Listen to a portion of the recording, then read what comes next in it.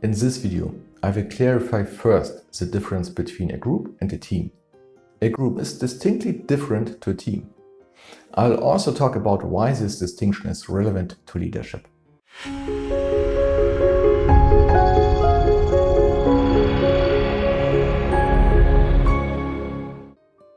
Hi, I'm Jan Laser. I'm involved in organizational and personnel management research, which includes the topic of this video.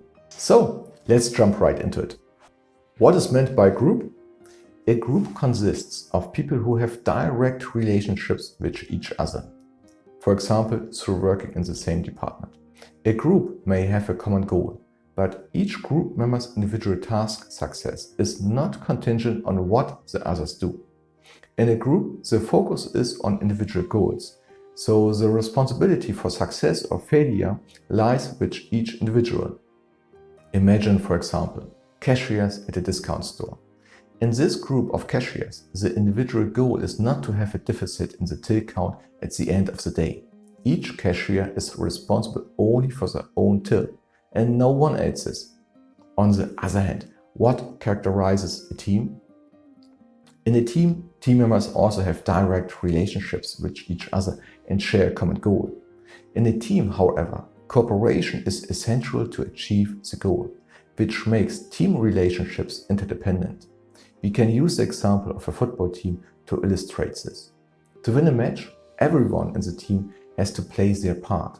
If just one team member is missing, achievement of this goal is endangered. The team as a whole should be constituted in such a way that through the cooperation of its members with their individual skill sets, a team success is obtained that surpasses the sum of individual performance. This should promote camaraderie. In a team, this sense of being in it together is usually more pronounced than in a group. Let's take a look at some possible criteria to differentiate between a group and a team. First of all, as already mentioned, you can differentiate between individual and shared goals. The limits of responsibility can be used as a second criterion.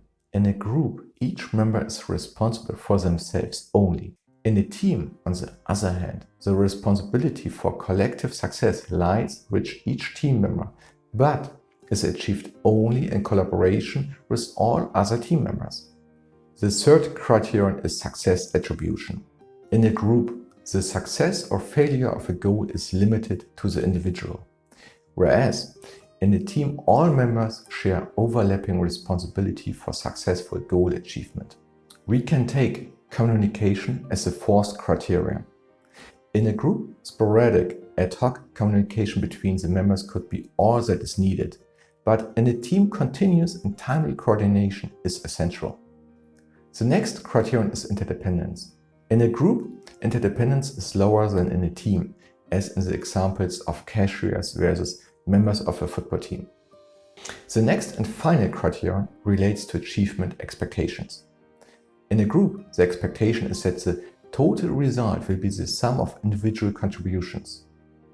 In a team, expectations may increase because the synergy effects of the team members' individual skill sets may mean that the sum of the team's performance is higher than the sum of individual contributions.